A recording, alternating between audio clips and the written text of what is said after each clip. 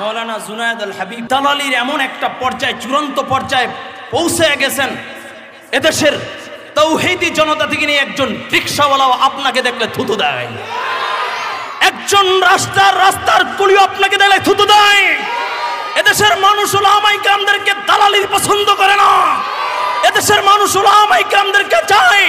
উলামায়ে কেরামের ঐক্যবদ্ধতার মাধ্যমেই একটা ব্যালট পেপার হবে, একসাথে উলামায়ে কেরামদেরকে ঐক্যবদ্ধভাবে এদেশ পরিচালনা করার দায়িত্ব বাংলাদেশের মানুষ দিতে চায়। ঠিক কিনা যারা যেই দল বাংলাদেশের ভিতরে উলামায়ে কেরামদেরকে মৌলবাদ তোহমত দিয়ে দেশ ছাড়া করতে চায়, যেই দল শরীয়ত আইনকে বিশ্বাস করে না, শরীয়ত আইনকে বিশ্বাস করে না, যেই দল মানুষের জানমালের নিরাপত্তা দিতে পারে না, যেই দলের ভিতরে গুম খুন সন্ত্রাসের চাঁদাবাজি ভরা, সেই দলের পক্ষে সাফাই গায়, সেই দলের পক্ষে সাফাই গায় এমন আলেম বাংলার মানুষ চায় না, চায় না, চায় না। ঠিক কিনা যারা বলেন?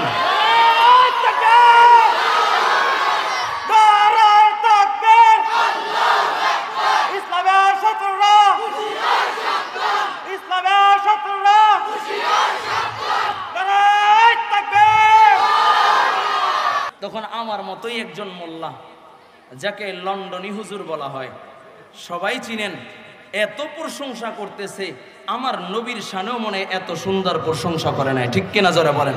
বড় আশ্চর্য হইয়া যায়। বাংলাদেশের মানুষ শুধু বলে, হুজুর আপনারা কেন ঐক্য হন না? আমরা ঐক্যের অপেক্ষায় আছি।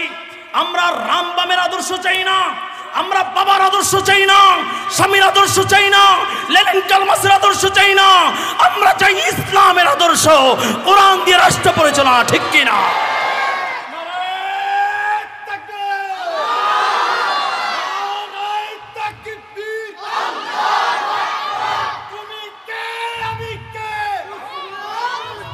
মৌলবাদ, মৌলবাদ,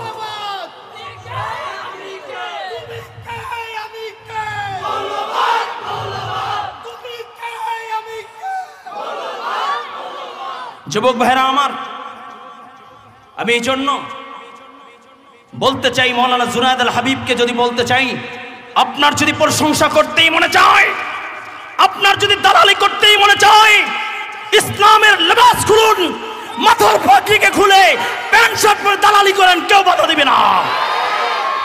এই জমিনের ভিতরে যতক্ষণ পর্যন্ত একজন ইমানদার আল্লাহ আল্লাহ আল্লাহ বলনেওয়ালা ইমানদার এই জমিনের ভিতরে থাকবে, আল্লাহ তাআলা আসমানকে আসমানের জায়গায় রাখবেন, জমিনকে জমিনের জায়গায় রাখবেন। সূর্য তার নিজ গতিতে চলবে, চন্দ্র তার নিজ গতিতে চলবে, কুল কায়নাতকে আল্লাহ তাআলা সুন্দরভাবে সাজায় রাখবেন।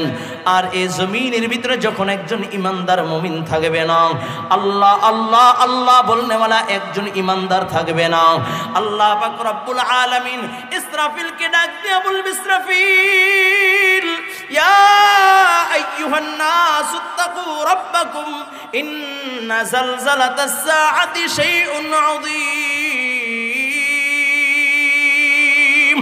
আল্লাহ তাআলা ইসরাফিলকে ডাক দিয়া বলবে, ইসরাফিল সিংহায় ফুঁক দিয়া দাও, সিংহায় ফুঁক দিয়া দাও। যেই জমিনকে, এই জমিনকে আমি আমার বান্দার জন্য সাজাইলাম, আমি আমার ইমানদার মুমিন বান্দার জন্য সাজাইলাম। ও ইসরাফিল, এই জমিন আর একজন ইমানদার নাই, আর এই জমিনও আমার আর প্রয়োজন নাই। কবি বলে, ইসরাফিল আলাইহিস সালাতু ওয়াস সালাম যেই মাত্র সিংহায় ফুঁক দিয়ে দিবে, এত বিকট আওয়াজ, এত বিকট আওয়াজ, पहाड़ी फट जाएगी, जमीन पर जलजला होगा, मोहम्मद तख्त पर होगा, अदालत पर खुदा होगा। पहाड़ी फट जाएगी, जमीन पर जलजला होगा, मोहम्मद तख्त पर होगा, अदालत पर खुदा होगा। যেই মাত্র ইসরাফিল আলাইহিস সালাতু ওয়াস সালাম সিংহায় ফুঁক দিয়া দিবে, तमाम দুনিয়া তছনছ হয়ে যাবে, तमाम দুনিয়া লয় হয়ে যাবে। ও কলিজার যুবক, ও ইমানদার মুমিন আল্লাহর গোলাম, গোলাম, ভালো করে বুঝো, আল্লাহ পাক রব্বুল আলামিন তোমাকে ঈমানের মতো দৌলত দিয়েছে। যতক্ষণ পর্যন্ত তুমি জমিনে থাকবা, আল্লাহ তাআলা আসমানকে আসমানের জায়গায় রাখবেন, জমিনকে জমিনের জায়গায় রাখবেন। চন্দ্র তার নিজ গতিতে চলবে, সূর্য তার নিজ গতিতে চলবে। কিন্তু বড় আফসোস হয়, বার আক্রান্ত হৃদয় নিয়ে বলতে চাই, কিছু কিছু মানুষদেরকে যখন দেখি, আজকে আমার মালিককে ভুইলা, আজকে আমার রবকে ভুইলা, রবের জান্নাতকে ভুইলা আজকে দলের চামচামি করে আছে কি নাই? নেতার চামচামিতে লিপ্ত, দলের সামান্য পোস্ট পাওয়ার জন্য এতটা হিংস্র হইয়া যায়, অন্য ভাইকে আঘাত করতেও দ্বিধা করে না। ঠিক কিনা যারা বলেন? কেরানীগঞ্জের ঘটনা, গতকালকে রাত্রে জিঞ্জিরার মানুষ ঘুমাইতে পারে নাই, বলে সামান্য এক এমপির পদ নিয়া দুই গ্রুপ মারামারি, একই দলের একই নেতাকে, একই নেতার আদর্শ গ্রহণ কইরা, একই নেতার আদর্শ গ্রহণ কইরা মারামারি করছে, রক্তাক্ত হইছে। নেতা হয় নাই, সাধারণ জনগণ। ঠিক কিনা? মনে রাখবেন, যেই নেতার দ্বারা জনগণ নিরাপদ নয়, সে কোনোদিন আদর্শ নেতা হতে পারে না। যেই নেতার দ্বারা আমার জনগণের ধন সম্পদ মাল নিরাপদ নয়, সে আদর্শ নেতা হতে পারে না। ঠিক কিনা জনে বলেন? তার চেয়ে বড় ভারাক্রান্ত হৃদয় নিয়ে বলতে হয়, যুবক ভাইরা আমার, বড় আফসোস লাগে, আজকে আমাদের মাঝে যিনি আসবেন, আল্লামা জাফর আহমদ হাফিজাউল্লাহ, খুব ইখলাসওয়ালা একজন মানুষ, যাদের চেহারার দিকে তাকাইলে আমার নবীর কথা স্মরণ হয়, যাদের কথার দিকে, চেহারার দিকে তাকাইলে আমার রবের কথা মনে পড়ে। ঠিক কিনা যারা বলেন? উলামায়ে কেরাম দালালি করবে, এদেশের মানুষ চায় না। ঠিক কিনা যারা বলেন? এদেশের মানুষ চায় উলামায়ে কেরামের নেতৃত্বেই সব মানুষ চলবে। এদেশের মানুষ চায় উলামায়ে কেরামের নেতৃত্বেই সংসদ চলবে। এদেশের মানুষ চায় উলামায়ে কেরামের নেতৃত্বেই এদেশের সমাজ রাষ্ট্র চলবে। ঠিক কিনা যারা বলেন?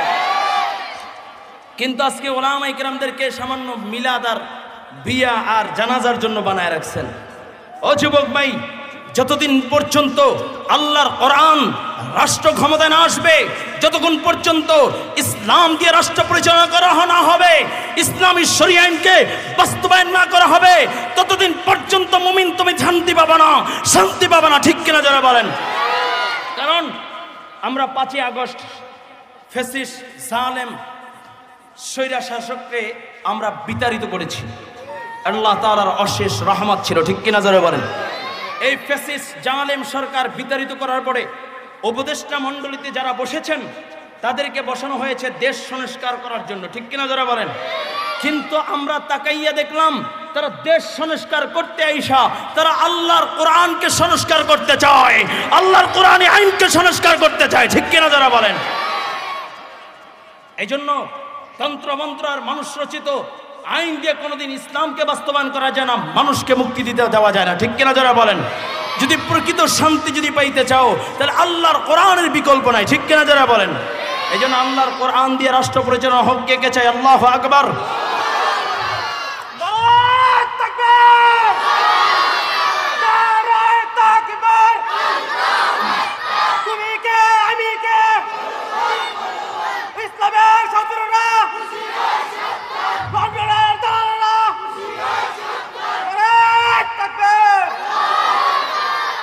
আল্লাহ আমাদের বোঝার ও আমল করার তৌফিক দান করেন। জোরে বলেন আমিন।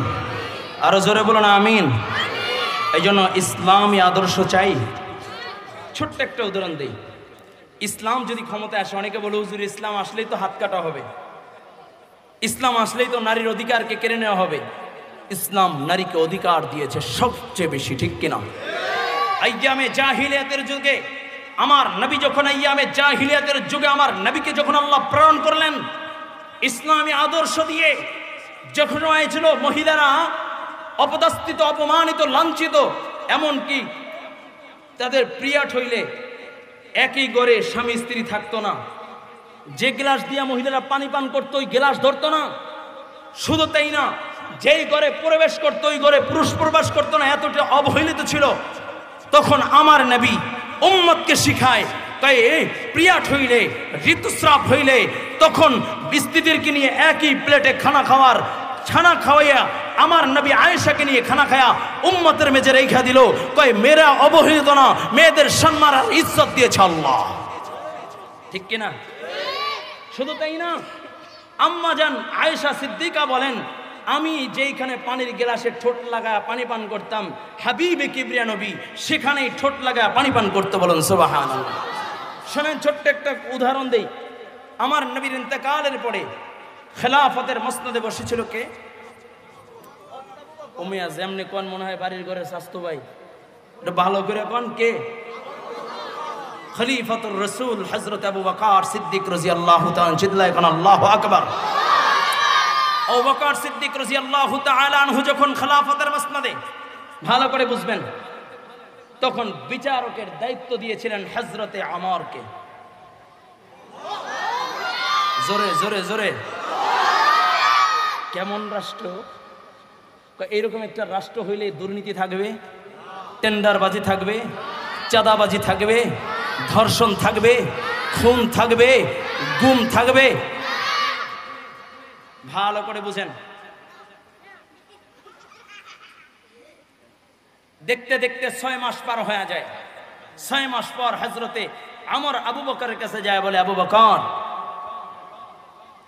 আপনি যে আমাকে বিচারকের চেয়ার দিয়েছেন, এই চেয়ারটা আমি চাই না, চেয়ারটা দিয়ে দিলাম। জোরে কন্না আল্লাহু আকবার। চেয়ারের জন্য মারামারি হয়, গুম খুন হয়, আর ওমর বলে, আমি চেয়ার চাই না, চেয়ারটা আপনাকে দিয়ে দিলাম। চিল্লায় কন্না আল্লাহু আকবার। আবু বকর তো বিচক্ষণ মানুষ। আবু বকর ডাক দিয়া বলে, আমর, আরে ওমর, চেয়ার দিতে চাও তাহলে কি খেলাফতের মসনদে বসতে চাও? কারণ সে যোগ্যতাও তোমার আছে, ওমরের আছে। কারণ ওমর তো এমন একজন ব্যক্তি যার ব্যাপারে আমার নবী বলেছেন, লাউ কানা বাদি নবিয়ান লাকানা আমর। ইসলাম সে তো পরশমণি, তারে কি পেয়েছি খুঁজি, পরশে যাহার শোনা হলো যারা, তাদের এই মজা বুঝি। বলেছেন হযরত রাসূল শেষ পয়গম্বর, আমার পরে যদি নবী হতো কেউ, হতো ঠিক সেই আমর। অর্ধ পৃথিবীর শাসন করেছেন দুলির তখতে বসি, খেজুর পাতার প্রাসাদ ছিল যাহার, বারে বারে গেছে খসি। শুধু আঙ্গুল হিলনে শাসন করিতেন এ জগতের, মুহাম্মাদের চরণে রেখেছিলেন সে শামসের। চিল্লায় কান আল্লাহু আকবার। কয় ওমরের মেজাজটা ছিল মেজাজে ওহী, কয় যা কয় আল্লাহ তাআলা কুরআনুল কারীমের ভিতরে ওমর যেটা বলেছে এরকম 21 জায়গায় আয়াত বানায়া পাঠাইছে। বলুন সুবহানাল্লাহ। ওই ওমর ডাক দিয়া বলে, আবু বকর, চেয়ার চাই না, চেয়ার চাই না।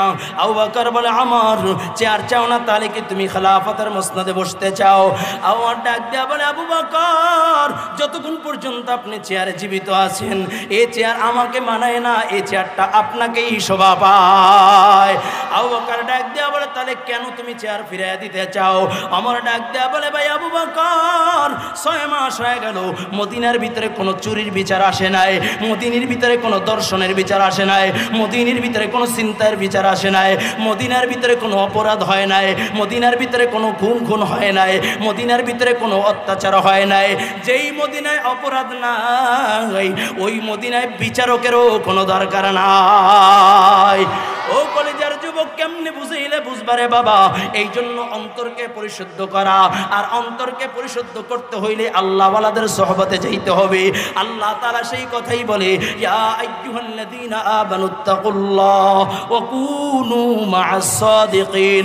আল্লাহ বলে, হে ঈমানদারগণ, তোমরা আমাকে ভয় করো এবং সাদিকিনদের সংস্পর্শে যাও। ও কলেজের যুবক, কেমনে বুঝাইলে বুঝবারে বাবা? এ দুনিয়ার ভিতরে তাকাইয়া দেখো, দুনিয়ায় কেউ চিরস্থায়ী থাকে না, কেউ চিরস্থায়ী থাকতে পারবে না। সামান্য সময়ের জন্য দুনিয়ার ভিতরে আসলাম, সামান্য হায়াত দিয়ে আল্লাহ তাআলা দুনিয়ায় পাঠাইছে। বলে, কেমন হায়াত? কয়, জান্নাতীদেরকে যখন প্রশ্ন করা হবে, দুনিয়ায় কতদিন ছিলা? এক জান্নাতি বলবে, আল্লাহ, দুনিয়ায় ছিলাম এক ঘরের দরজা দিয়া, সামনের দরজা দিয়া ঢুকলাম, পিছনের দরজা দিয়া বাইর হয়েছে, এতটুকু সময় ছিলাম। কেউ বলবে, আল্লাহ, ঘুমাইছি, আবার ঘুম ভেঙে গেছে, এতটুকু ছিলাম। তার মানে হায়াতের যে বলে কিয়ামতের ময়দানের হায়াতের তুলনায় দুনিয়ার সময়টা কয়েকটা সেকেন্ড মাত্র। ঠিক কিনা যারা বলেন? ও কলেজের যুবক, এই জন্য বাবা দুনিয়ার হায়াতে কেউ চিরস্থায়ী থাকতে পারে নাই, দুনিয়ার হায়াতে কেউ চিরস্থায়ী থাকতে পারবে না। এই জন্য বাবা মনে করছো অনেক লম্বা সময় বাইচা থাকবা, অনেক লম্বা হায়াত পাইবা, তুমি 10 তলা করবা 20 তলা করবা, তোমার অর্থ সম্পদের কোনো অভাব নাই, ব্যাংক ব্যালেন্সের কোনো অভাব নাই। আজকে জুমার পরের ঘটনা বাবা, জুমার পরে যখন মসজিদ থেকে বাইর হইলাম, এক আল্লাহর বান্দা আমাকে তাকে দেখায়, হুজুর তাকাইয়া দেখেন কুমিল্লা পুদুয়ার বাজার কয়েক ইউটার্ন নেওয়ার সময় এক প্রাইভেট কারের একই ফ্যামিলির 3 জন আল্লাহর বান্দা এবং 2 বলে একই ফ্যামিলির লোক ছিল। ইউটার্ন নেওয়ার সময় এবং এমন ইউটার্ন নেওয়ার সময় লরি বলে কাইত হইয়া পইরা প্রাইভেট কারের উপরে পড়েছে, প্রাইভেট কারটা বসকায় গেছে, মানুষগুলোর হাড়গুলো ভেঙে গেছে, গাড় ভেঙে গেছে। একই জায়গায় 3 জন আল্লাহর বান্দা দুনিয়ার থেকে বিদায় নিয়েছে। ও কলেজের যুবক, কার কখন ডাক চলে আসে জানা নাই। কি নিয়ে রওনা করছো বাবা? আমি ইমরান হোসেন মুজাহিদি এখানে কথা বলতেছি, এখান থেকে নাইমা ঘর বাসায় যাইতে পারবো কি পারবো না গ্যারান্টি নাই। এই জন্য বাবা কোথায় রওনা করলা, কি নিয়ে রওনা করলা, কেমনে তুমি কোথায় রওনা করছো? এখনো সময় আছে বাবা, তওবা করো। অনেকে প্রশ্ন করতে পারে, হুজুর আমার তো গুনার কোনো অভাব নাই, আমার মতো পাপী এই ময়দানে আর কেউ নাই, আমার মতো গুনাহগার আর কেউ নাই। আমার তো মন বলে এই মজমে আমার মতো গুনাহগার আর কেউ নাই। আমার হাতের গুনাহ আছে, আমার পায়ের গুনাহ আছে, আমার জবানের গুনাহ আছে, আমার চোখের গুনাহ আছে, আমার মতো পাপী মজমে আর কেউ নাই। এখন যদি মালাকুল মউত চলে আসে, জাহান্নাম ছাড়া কোনো উপায় নেই। ও কলিজার যুবক, কি নিয়ে রওনা করছো? এই জন্য হাবিবে কিবরিয়া নবীর একটা নসিহত শুনাইয়া যায়। নবী আমার সরকার দু আলম নবী, রাহমাতাল লিল আলামিন নবী মুহাম্মদুর রাসূলুল্লাহ সাল্লাল্লাহু আলাইহি ওয়াসাল্লাম সাহাবায়ে কেরামদেরকে বয়ান করেন, ও আমার সাহাবায়ে কেরাম শোনো শোনো, আজকে আমি সকলকে বয়ান করব না, সকলকে নসিহত করব না। আজকে আমি একজনকে নসিহত করব, যে আমার নসিহতটা নিজে শুনবা, নিজে আমল করবা, আমার আনেওয়ালা উম্মতের মাঝে পৌঁছায়া দিবা। কে আছো আমার নসিহতটা শুনবা? নবীর সাহাবীদের ভিতর থেকে নবীর এক প্রিয় সাহাবী হযরতে আবু হুরায়রা দাঁড়াইয়া গেলেন, বলে লাব্বাইকা ইয়া রাসূলুল্লাহ। ওগো নবী, আমি আবু হুরায়রা রাজি আছি, আমি আপনার নসিহতটা নিজে শুনবো, নিজে আমল করব, আপনার আনেওয়ালা উম্মতের মাঝে পৌঁছায়া দিব। নবী আমার আবু হুরায়রা বলেন, নবী আমাকে কাছে ডাকলেন, ফাআখাযা ইয়াদি, নবী আমার হাতটাকে ধরলেন, আদ্দা 50, একটা একটা করে আঙ্গুলগুলোকে গুনলেন। এরপরে নবী আমাকে নসিহত করতেছে, আবু হুরায়রা ইত্তাকিল মাহারিমা তাকুন আবাদান নাস। আবু হুরায়রা গুনাহ ছেড়ে দাও, আল্লাহর প্যারা পছন্দের বান্দা হয়ে যাও, গুনাহ ছেড়ে দাও, আল্লাহর মাহবুব বান্দা হয়ে যাও। ও কলিজার যুবক, গুনাহর মাধ্যমে আমল নষ্ট হইয়া যায়, গুনার মাধ্যমে ঈমান হালকা হয়ে যায়, গুনার মাত্রা যতই বাড়ে তত ঈমান নষ্ট হইতে থাকে। ঠিক কিনা জোরে বলেন? যে রব্বুল আলামিন দুনিয়ায় তোমাকে পাঠাইছেন, ঈমানের মতো দৌলত দিয়েছেন। নবী আমার বলেন, আখলিস দীনাকা ইয়াকফিকাল আমালুল কলিল। নবী আমার বলেন, উম্মতেরা ঈমানকে মজবুত করো, অল্প আমলই নাজাতের জন্য যথেষ্ট হবে। ও বাবা, ঈমান যদি না থাকে তাহাজ্জুদের কোনো দাম নাই, ঈমান যদি না থাকে বলে ইশরাকের কোনো দাম নাই, ঈমান যদি না থাকে দান সৎকার কোনো দাম নাই, ঈমান যদি না থাকে বলে হজের কোনো দাম নাই, ঈমান যদি না থাকে রোজার কোনো দাম নাই। আর ঈমান ঈমান যদি থাকে, ঈমানের উপরে যদি অটল থাকতে পারো, এরপরে একবার সুবহানাল্লাহ বললে আল্লাহ জান্নাতের ভিতরে একটা গাছ লাগাইয়া দেবে। একবার আলহামদুলিল্লাহ বললে আল্লাহ তাআলা 2 মিজান বরাবর সওয়াব দিয়া দিবে। সুবহানাল্লাহ। এই জন্য ঈমান মজবুত করার দরকার আছে কি নাই? আরো জোরে বলেন। গুনাহ কইরা না গুনাহ ছাইরা? প্রশ্ন হইতে পারে, হুজুর, অনেকেই প্রশ্ন করে, হুজুর আমার মতো পাপী আর কেউ নাই, আমি এত বড় গুনাহ করেছি, এত গুনাহ করেছি, আমার মতো গুনাহগার আর কেউ নাই। আমি বলি, ভাই তোমার গুনাহ যদি পাহাড়ের চেয়ে বড় হইয়া যায়, তাহলে শোনো আমার রব বলে, ফাকুল তুস্তাগফিরু রাব্বাকুম ইন্নাহু কানা গফফারা। আল্লাহু আকবার। রব কয়, বান্দা তোর গুনাহ যদি পাহাড়ের চেয়েও বেশি বড় হয়ে যায়, আমি আল্লাহর গফফার নামটা তার থেকেও বেশি বড়। বলুন সুবহানাল্লাহ। কেউ যদি বলে, হুজুর আমার গুনাহ সমুদ্রের পানার চেয়ে বেশি বড়, আল্লাহ কয় ফাকুলতু আস্তাগফিরু রাব্বাকুম ইন্নাহু কানা গাফফারা। কেউ যদি বলে হুজুর আমার গুনাহ আসমান ও জমিনের ভিতরে যত ফাঁকা জায়গা আছে এর থেকেও বেশি বড় আমার গুনাহ, রব বলে ফাকুলতু আস্তাগফিরু রাব্বাকুম ইন্নাহু কানা গাফফারা। আল্লাহু আকবার। ও মিয়া, এই রবকে চিনো? এই রবের মোহাব্বত অন্তরের ভিতরে ঢুকাও। কয় রবের মোহাব্বত অন্তরে ঢুকবে তো কালো হাফসি গোলাম হইলেও আল্লাহ চমকায় দেয়। সুবহানাল্লাহ। আমরা একটু সামনের দিকে আগে আসি, অনেক ভাইদের কষ্ট হচ্ছে। সামনের দিকে আগে আসি, পিছনে পানি, বসতে কষ্ট হচ্ছে। আমরা সকলকে একটু বসার সুযোগ করে দিই। ফ্যানটা এদিকে ঘুরে দেন, আমার দিক দরকার নেই। বাহিরে যারা দাঁড়ানো আছেন একটু ভিতরে আসা যায়? যুবক ভাইরা বাহিরে যারা আছে একটু ভিতরে চলে আসি। আল্লাহ কবুল করেন, বলুন আমিন। আরো জোরে, এই সামনে, আর একটু সামনে আগাও। হ্যাঁ, আল্লাহ যে যতদূর সামনে আগাচ্ছে তুমি জান্নাতের রাস্তাকে তত সহজ করে দাও। হ্যাঁ, এখন দোয়া করে দিছি, দেখি কত দূর আগায়। আল্লাহ কবুল করেন। আল্লাহ যারা বাহিরে আছে ভিতরে আসলে তুমি তাদের জন্য জান্নাতের রাস্তাকে সহজ করে দাও। দেখি কোন কোন যুবক 1 মিনিটের ভিতরে ভিতরে চলে আসবে। আল্লাহ কবুল করেন। হ্যাঁ, ওই যে আমার নাক বরাবরই কিছু সাদা গেঞ্জি তুমি ভাগতেছো, আমি দেখতেছি। আমি দেখতে চাই সাদা গেঞ্জিটাকে, সাদা গেঞ্জি। মাশাআল্লাহ, আমার রবের মোহাব্বত আছে। এই যুবকগুলো যারা আছো একটু মেহেরবানি করে ভিতরে চলে আসো। আল্লাহ কবুল করেন। আরো জোরে বলুন আমিন। যেই কথা বলতেছিলাম, রবের মোহাব্বত যদি কালো হাফসি গোলামের ভিতরে আসে, গোলামকেও দামি বানায় দেয়। কয় কেমন দামি? কয় নবী গেছে মেরাজে। নবী কোথায়? মেরাজে। এমন সময় আওয়াজ শুনে ওই কালো হাফসি গোলাম বেলালের খরমের আওয়াজ শোনা যায়। বলুন সুবহানাল্লাহ। আরো জোরে কোন সুবহানাল্লাহ। এই জন্য রবের সাথে যত মোহাব্বত বাড়বে, প্রেম ভালোবাসা বাড়বে, কিছু নাই, ফকির গরিব, দেখতে কালো, কিন্তু আমার রবের কাছে বড় ভালো। সুবহানাল্লাহ। আরো জোরে কোন আল্লাহু আকবার। আচ্ছা, রবের কাছে ভালো হইতে চাই কে? আল্লাহু আকবার। আল্লাহ সকলকে কবুল করেন। জোরে বলুন, হাতটা জাগায় দেন না। আল্লাহ সকলকে কবুল করেন, বলে আমিন। আল্লাহ তোমার কাছে প্রিয় হইতে চাই। দুনিয়ার নেতারা যদি আমাকে থুতু দেয় আপত্তি নাই, দুনিয়ার নেতারা যদি জুতার পিটা দেয় আপত্তি নাই, আল্লাহ তুমি আমাদেরকে কবুল করে নাও, বলুন আমিন। এই জন্য ভালো হইতে হলে ইমান ভালো করার দরকার আছে কি নাই? হ্যাঁ, ইমান ভালো করার দরকার আছে। কেমন তাজা করবেন? আমার নবী সরকারে দো আলম নবী যখন 3 বছর পর্যন্ত শিহাবে আবু তালেবের ভিতরে গৃহবন্দী ছিলেন, নবীর সাথে কেউ দেখা করতে পারে না, নবীর সাথে কেউ মোলাকাত করতে পারে না। শিহাবে আবু তালেবের ভিতরে নবীর খানা নাই, পানি নাই, গাছের পাতা চাবাইয়া চাবাইয়া তারপরে নবী দিন কাটাইছেন। নবীর সঙ্গী আম্মাজান খাদিজাতুল কুবরা রাদিয়াল্লাহু তাআলা আনহা, মক্কার 10 জন ধনাঢ্যবান ব্যক্তির ভিতরে একজন, বলে ওই আমার নবীর সাথে মক্কাতুল মুকাররমায় শিহাবে আবু তালেবের ভিতরে ছিলেন।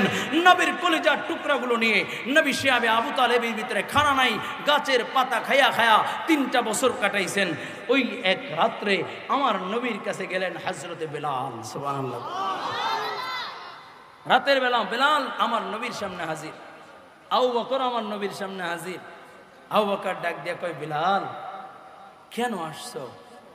বেলাল কয়, যার এত প্রশংসা শুনি একটা বার 2 চোখ দিয়ে দেখতে আসছি। সুবহানাল্লাহ। আমার নবীকে দেখার জন্য পাগল ছিল, আমার নবীকে দেখার জন্য কাফেররা পাগল ছিল, পাগল পারা হয়ে যাইতো। সুবহানাল্লাহ কইতেন না? আপনি তো আলেম দেখতে চান না,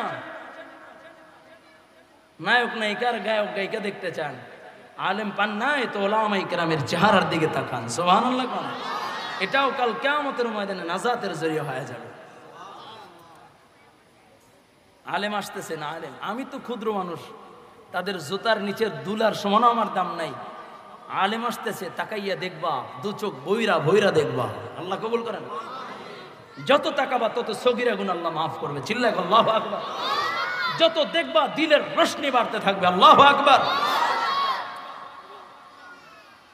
আবু বকর কয়, বেলাল আসছো, আয় আমার বুকে। বেলাল আবু বকরের বুকে যায় চোখের পানি ছেড়ে ছেড়ে কেঁদে দিলেন।